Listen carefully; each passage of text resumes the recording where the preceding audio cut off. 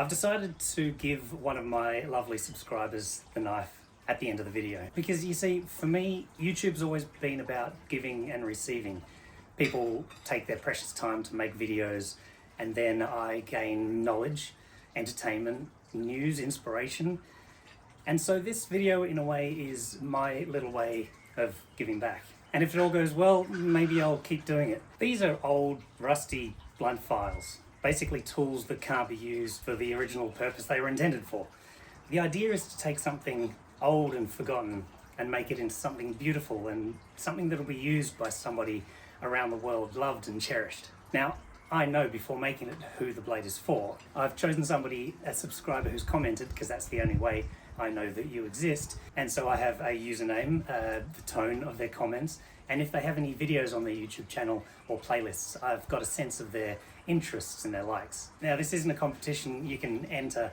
I've just had to choose somebody at random who has commented in the past. I'm looking forward to this video, hopefully the first in a series where I can make beautiful things for people. So let's get to the build. So the journey of creating any knife, really, is to decide the kind of knife you want and then to find the materials that will help to bring that particular knife into the world. So I have a bunch of wood that I've cut to size and stabilized. This is one of my favorite parts, going through the bits of wood and working out what I'm going to use. Say this piece here, for instance, it's not a piece that has a lot of these kind of features to it. So this would be a piece of wood that I wouldn't use any resin for. So this will definitely be an option.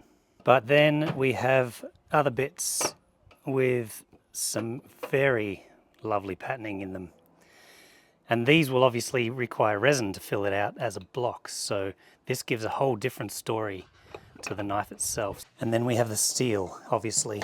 Now I love using scrap. The problem with scrap, however, is you don't know the kind of steel that you're using, so you need to test it.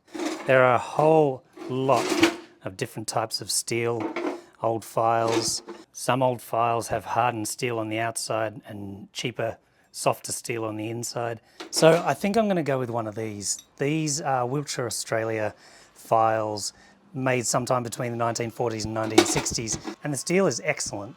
It's W1 roughly steel, fully hardened, not case hardened. And I did a snap test. See if you can see it. See that flat grey grain? Don't mind these bits coming down from the top, but that flat grey grain means it's very, very fine steel. It's a beautiful steel. So this will make an exceptional knife. I love what happens here. So I just showed you that grey structure, and now I'm going to give it a quick sand and watch what happens. So with a little sanding, instead of the grey break, we've got this beautifully shiny steel. I just love the transformation from raw steel to this polished, shiny thing. I'm feeling one of these two, and I feel like I really would like to cast some resin. So I think we're going to go with this piece here. It is a beautiful, beautiful piece of brown mallee. I'm going to have to clean it up, get rid of some of these loose bits of wood. And the next step is to choose the kind of resin, the color of resin I'm going to use. I have way too many colors, but they all sort of do different things. These bottles, they give more of a clear color to transparent resin. These oxides give a flat style color to the resin. And then this box of ridiculous numbers of colors, these give like a shiny metallic style colors. Okay, so after much deliberation, I've come up with the idea of a base of C. So the C is going to be the predominant color. Then with shocks of coffee and beer. I think they'll work nicely together. I always find this part kind of stressful. I'm really not very good at color theory and understanding what it's going to look like, but I think in here, blue I think would be really nice, or C here, and then having that contrast of the coffee and the beer, I think would be very nice. So now we've got to clean up this thing, get all this wood out so that I can cast it properly.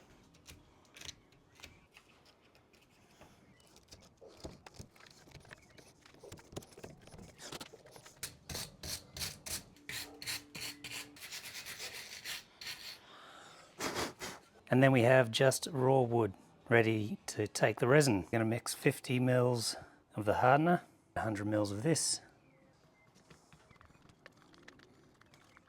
Now I've got to split this into 3 different containers. I don't know how many actual drops I need.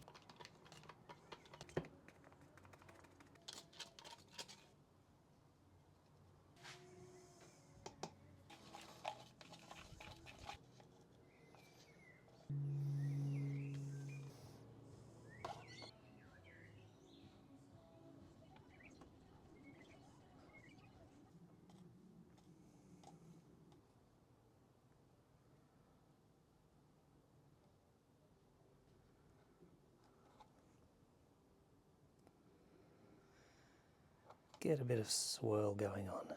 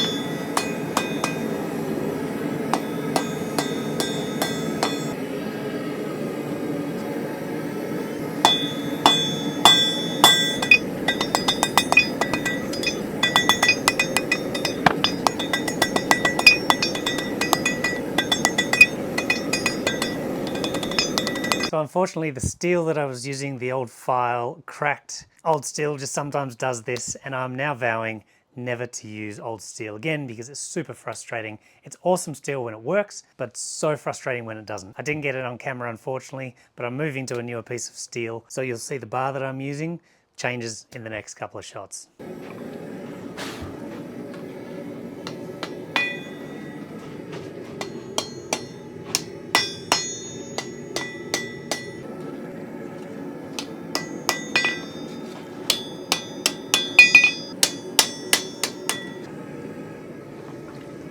You ready for the pop as the steam explodes under the knife?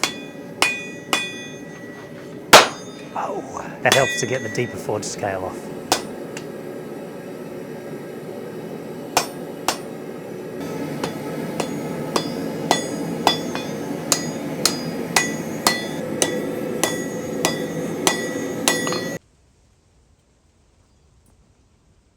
Now it's time to check how that handle's gone.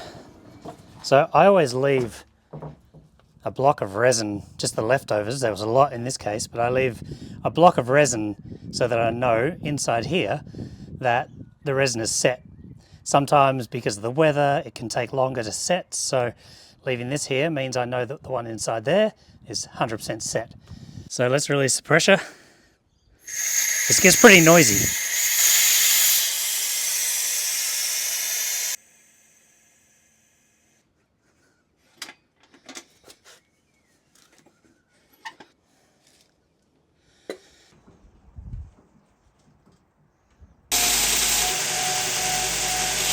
So I've just squared up the block to see what we've got, and we'll start by getting a little bit of water on here. Having a look at the colour. Yes, very nice. Almost like land and ocean and these rivers pouring into the ocean. That's kind of what I was looking for. So spot on, really happy about that.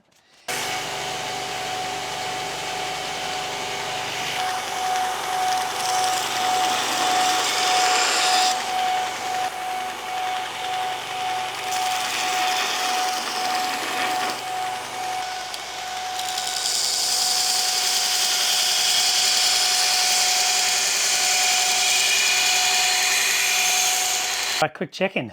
So we're getting pretty close to the shape. That's really nice. I'm loving the forge scale. I'm going to try and keep that on. I just need to refine the bolster, where the bolster and the tang come together, because that's where the handle butts up, and this little bit just here, that needs to be perfect. So I'm going to fix this. I'm going to work on that right now. It's easy to work on this when it's soft steel. Then we'll heat treat it, get it nice and hard, get it in the oven for a couple of hours to soften a little bit and temper. And then we can look to get the handle on.